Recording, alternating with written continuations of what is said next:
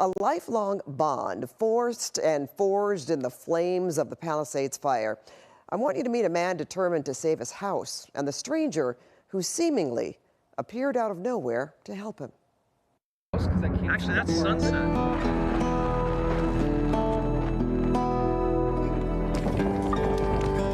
Fury, fire, a terror-fueled night, followed by a devastating realization. The town is gone. Now 5 weeks after the start of the Palisades firestorm, a reunion and reminiscence. That's probably the best ice cream I think I've ever had in my life.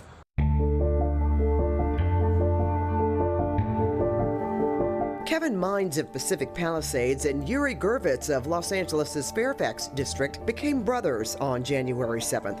It was around 1 p.m. Kevin had sent his wife and son to head towards safety. You guys need to get out of here. We gotta do it. Kevin then began the fight to safeguard his home. All these hot embers could come in. Meanwhile, Yuri, heading to work in Santa Monica along PCH, saw smoke in the hills and decided to drive toward it. I was like dodging wires. As he neared the top of El Medio Avenue, he spotted Kevin.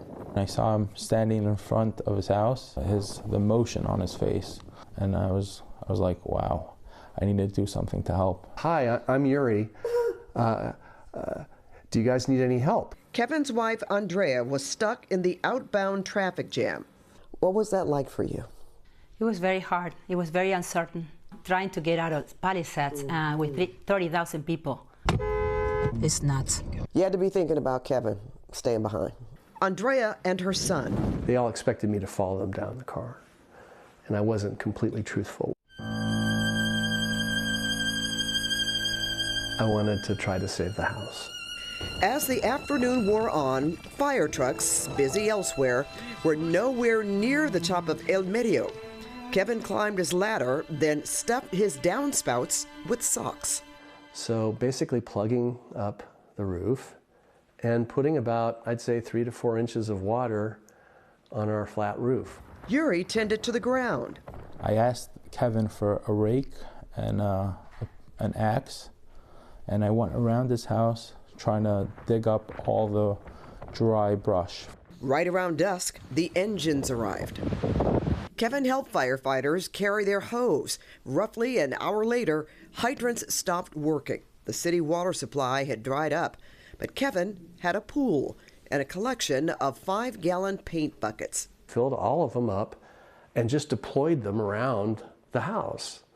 So we had, a way of handling these spot fires, like the neighbor's mailbox when it was on fire. We would just go pour water on that.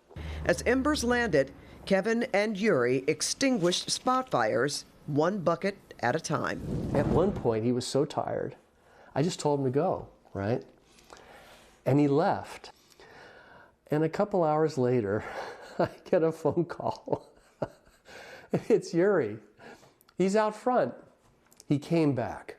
Yuri stayed pretty much the whole night.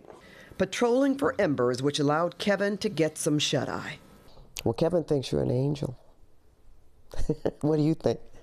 I think I'm just a regular person, just trying to help out. Yeah, I hear. Over ice cream. Over ice cream, that is correct. Recently, they returned to the house. While Andrea cleared out her closets, Kevin tracked down the ice cream tub.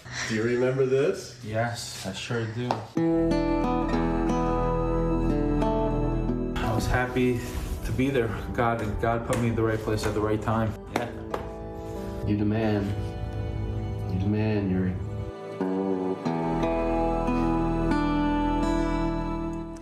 Well, Yuri tells us helping save Kevin's house was a dream come true for him.